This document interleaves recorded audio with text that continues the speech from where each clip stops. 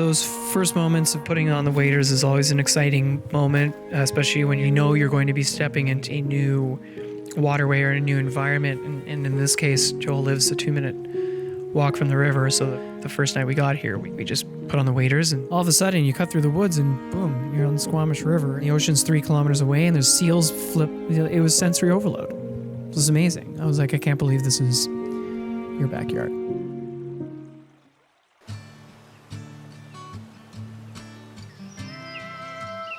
So the original plan, of course, we got stoked on, the idea of coming here and catching Pacific strains of salmon.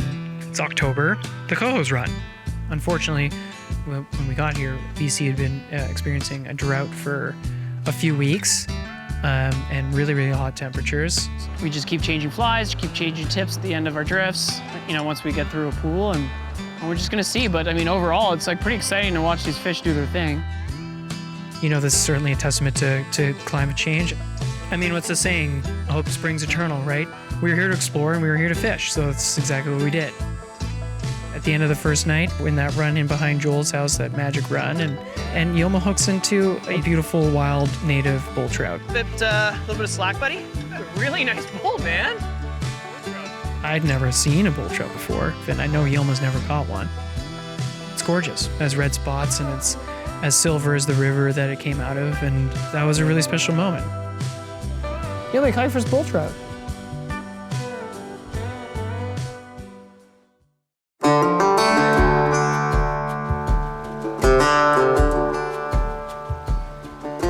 So we were supposed to spend a few days, in and around Squamish. This is day two. Day two was going to be a special day because we were floating with a guide from the area. His name's Yos. Looking back now, all those years, lots of boot miles, lots of road miles, caught a few fish in between. It's sort of been one of those interesting things, yeah. But coming back to Squamish definitely feels like home.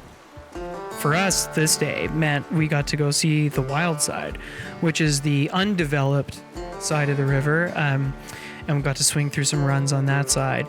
It's always nice to meet a guide from the area because they know a lot more about the area than you do. On this system and this sort of style of coastal steelhead salmon fishing, you will get it where it swings the nicest. And it's all about water speed, right? It's all about cast, demand, and just getting a sort of a feel for that dangle and how that fly's coming around. We are seeing fish push up and we're seeing them splash, and we're seeing seals chase coho, and so there's fish in here. It's just trying to get them to see a fly is pretty difficult. We're gonna kind of retool and see what we can do in light of the tough conditions for salmon. We might have to shift gears into trout town. Got to kind of think of on our feet here. We're gonna switch gears to trout. We did bring all of our trout stuff just in case. So fly wise and rods and reels, and line and leader, we're actually kind of prepped. So we're not exactly sure where we're gonna go, but I think we're gonna head to Kamloops.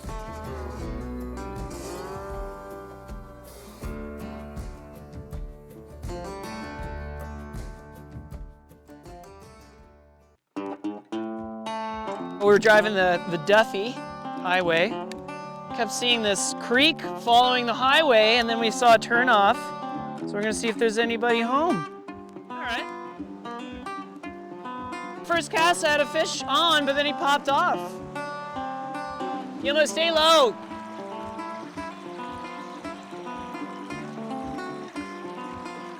Yep. All right. After a little mini road trip yesterday, we were in Sun Peaks, just north of Kamloops, and we're headed north to Clearwater, and we're gonna go for trout, and it sounds like it's gonna be rainbows, which is really cool. Stopped in the Little Fort Fly and Tackle, picked up some caddises and some floatings. I don't know if they'll work around here, but whenever I can find them, I like these bigger, chubby Normans. We've got flies, we've got floatings, we're gonna rock. I've lived in Clearwater for about 7 or 8 years now. It's my first year guiding, and it's been a ton of fun. We're showing people the area. It's a beautiful river. It's kind of a gem. Yeah, we're pretty fortunate to have this in our backyard in the middle of BC. The river was awesome. Big boulder strewn banks, as advertised, very clear, blue, beautiful water. even though we weren't at peak season, the hot weather actually did us a favor, and these fish were on dry flies, and that was really cool. Did 3 more passes and nothing, and then we just while you guys were coming by, just smoked it. Remember that one I bought at the store? I was like, I like these big F-off chubby Chernobyls. It's this purpley, speckled, beautiful, wild, native, gorgeous Clearwater rainbow. That was a really cool moment. Okay, cool. That was rad. Well, I made my day. Come on. I don't know if words can articulate, what I love about BC or my first impressions about BC. I was just floored, man. Been everywhere else but BC. As soon as you get here, it's just a different world. Yeah, I'm always excited to fish. Personally, we don't fish that much for trout in lakes in Ontario. It's something you can do, but it's just not something we do very often. So Matt was so gracious with his knowledge and helping us set up our leaders and, supplying the flies. Yep.